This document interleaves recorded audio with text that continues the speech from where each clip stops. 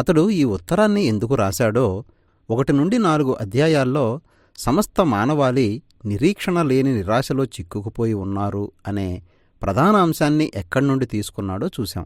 ఈ విమోచన ధర్మశాస్త్ర విధులను, నియమాలను పాటించడానికి ప్రయత్నించే ప్రజలకు లభించదు. అందుకే యేసు తన మరణం, పునరుద్ధానం ద్వారా ఈ లోకాన్ని రక్షించి విశ్వాసంపై ఆధారపడిన అబ్రహాముకు చెందిన ఒక బహుళజాతి కుటుంబాన్ని తన ప్రజలుగా ఏర్పాటు చేయడానికి దేవుని నీతి కదిలించబడింది. రోమీయులకు ఈ ఉత్తరం మిగిలిన భాగంలో పౌలు ఈ అంశాలను మరింత అభివృద్ధి చెందించబోతున్నాడు. విశ్వాసం ద్వారా నీతిమంతులుగా తీర్చబడడం గురించి పౌలు అభిప్రాయాలు గుర్తున్నాయి కదూ. మనుషులు యేసు పొందిన మరణం, ఆయన పునరుద్ధానం తమ కోసమే జరిగాయి అని నమ్మినప్పుడు ఆ నమ్మకం వారికి ఒక కొత్త స్థాయిని అనుగ్రహిస్తుంది. వారు దేవునితో సమాధాన స్థితిలో ఉన్నారన్నమాట. వారు అబ్రహాము నిబంధనా ప్రజలు అనే ఒక కొత్త కుటుంబంలో ప్రవేశించారు. ఈ రూపాంతర జీవితం అనే ఒక నిరీక్షణతో కూడిన భవిష్యత్తు వారికి లభించింది.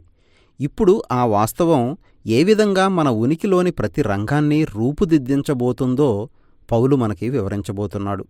ఎందుకంటే ఈ కుటుంబంలో ఉండడం అంటే యేసు ద్వారా, పరిశుద్ధాత్మ ద్వారా దేవుడు సృష్టించబోయే ఒక కొత్త మానవాళిలో భాగమైనట్టే. పౌలు బైబిల్లో మొట్టమొదటి మానవుడైన ఆదాము దగ్గరకు మనల్ని తీసుకెళ్లాడు. ఆదాము అనే పేరుకు మనిషి అని అర్థం. అతని తరువాత వచ్చిన మానవాళంతా ఎన్నుకున్నట్టే ఆదాము కూడా పాపాన్ని, స్వార్థాన్ని ఎన్నుకున్నాడు.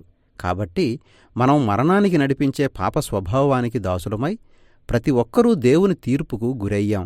అయితే పౌలు ఇక్కడ ఆదాముకు, కొత్త ఆదాము అని పిలువబడిన యేసుకు మధ్య పోలికలు చర్చించాడు. యేసు దేవునికి విధేయుడిగా జీవించిన మానవుడు. ఆ విధేయత ఆయన చూపిన త్యాగపూరిత ప్రేమలో కనిపించింది. ఇప్పుడు ఇతరులు కూడా దేవుని ముందు నీతిమంతులుగా తీర్చబడడం కోసం యేసు తన ప్రాణాన్ని వారికి ఒక బహుమానంగా అర్పించాడు. కాబట్టి ఆ బహుమానం ద్వారా రూపాంతరం పొందుతున్న ఆ కొత్త పురుషునికి యేసు శిరస్సుగా నిలిచాడు.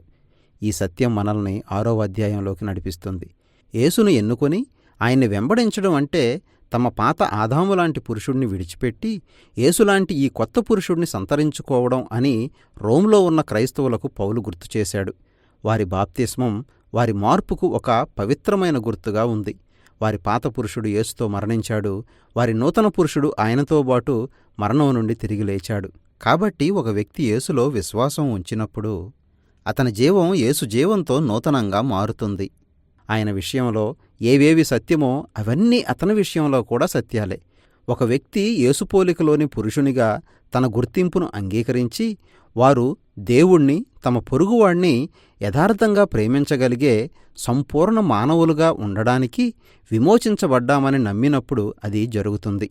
ఈ విధంగా ఈ కొత్త మానవాళిని సృష్టించడం దేవునికి మొదటి నుండి ఉన్న ప్రణాళిక అయితే, ఆయన ఇశ్రాయేలు జనాంగానికి ధర్మశాస్త్రం లేక హెబ్రీ భాషలో తోరాని ఇవ్వాల్సిన అవసరం ఏమిటి అని పౌలు 7వ అధ్యాయంలో ప్రశ్నించాడు. పౌలు ధర్మశాస్త్రం అనే మాటను వాడినప్పుడు ఒక్కోసారి అతడు బైబిల్లోని మొదటి 5 పుస్తకాల గాథను, దాని సందేశాన్ని ఉద్దేశించి మాట్లాడాడు.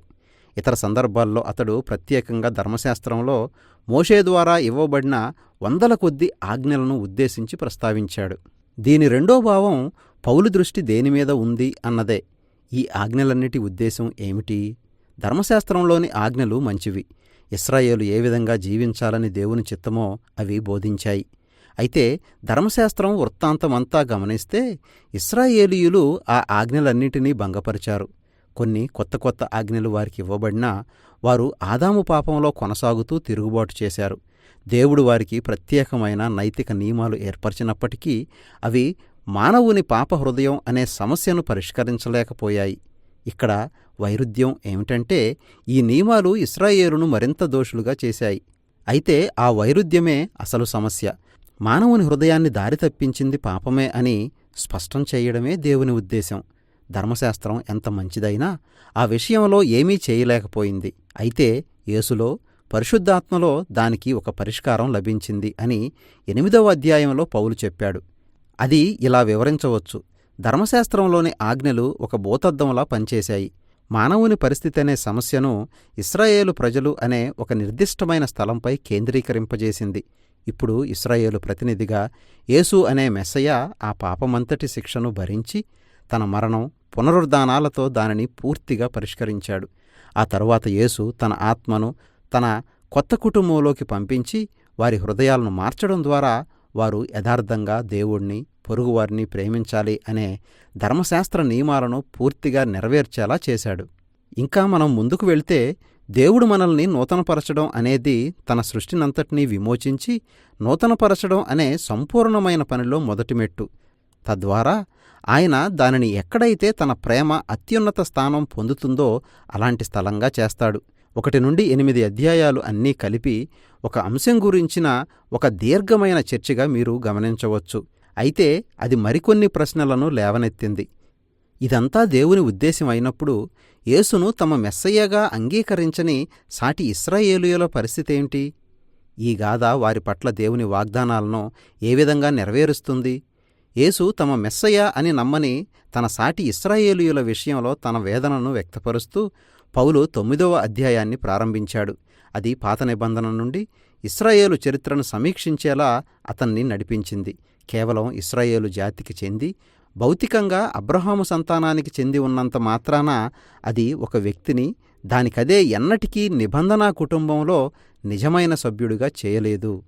తన వాగ్దాన నెరవేర్పును ముందుకు కొనసాగించడానికి దేవుడు ఎప్పుడూ అబ్రహాము సంతానం నుండి కొన్ని కుటుంబాలను ఎన్నుకుంటూ వచ్చాడని పౌలు వివరించాడు.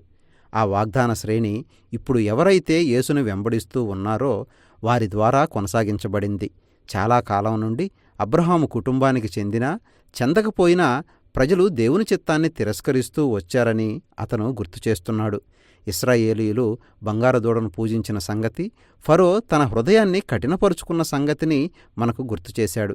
దేవుడు ఏ విధంగా పరిస్థితులను, సంఘటనలను పర్యవేక్షిస్తూ ప్రజలు తనను తిరస్కరించిన చరిత్రను కూడా తన విమోచన ప్రణాళికను నెరవేర్చుకోవడానికి వాడుకున్నాడో వివరించాడు. 10వ అధ్యాయంలో పౌలు ఇశ్రాయేలు ప్రస్తుత స్థితి మీద తన దృష్టిని సారించాడు. అనేక మంది ఇశ్రాయేలీయులు యేసును తిరస్కరించడానికి కారణం వారు దేవునితో తమ నిబంధనా సంబంధాన్ని, ధర్మశాస్త్ర నియమాలను తామెంతవరకు పాటించగలిగాం అనే దాని ఆధారంగా లెక్కించారు. విచారకరమైన సంగతి ఏమిటంటే దేవుడు యేసు ద్వారా విశ్వాసం ఆధారంగా ఒక కొత్త నిబంధనను ఏర్పరచడానికి చేసిన పనిని గుర్తించలేకపోయారు. 11వ అధ్యాయంలో ఇశ్రాయేలు భవిష్యత్తు ఏమిటి అని పౌలు అడుగుతున్నాడు. దేవుడు తన ప్రజల్నింకా విడిచిపెట్టేశాడా? ఎంతమాత్రం కాదు అనేది అతని జవాబు. తనతోబాటు తనలాంటి ఎంతోమంది యేసును మెస్సయ్యగా అంగీకరించిన వారున్నారు. అయితే అంగీకరించని వారు కూడా ఇంకా చాలామంది ఉన్నారు. కానీ వారి తిరస్కారాన్ని దేవుడు తన ఉద్దేశాల నెరవేర్పుకు ఉపయోగించుకుంటున్నాడు. ఎందుకంటే సువార్త అన్యరాజులకు, లోకమంతటికీ మరింత వేగంగా సుదూర ప్రాంతాలకు వ్యాపించి తద్వారా అబ్రహాము కుటుంబం మరింత విస్తరించి బహుళజాతి కుటుంబంగా ఎదగడానికి దోహదం చేసింది. దేవుని నిబంధనా కుటుంబాన్ని పౌలు ఒక పెద్ద ఒలీవ చెట్టుతో పోల్చాడు. చెప్పాలంటే యేసును తిరస్కరించినవారు ఆ చెట్టు నుండి వేరు చేయబడ్డారు.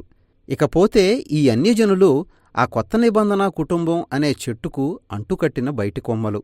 ఏమైనప్పటికీ ఒకనాడు యేసును ఆయన స్వంత ప్రజలు అంగీకరిస్తారని పౌలు చెబుతున్నాడు. అది ఎలా జరుగుతుందని మాత్రం వివరించలేదు.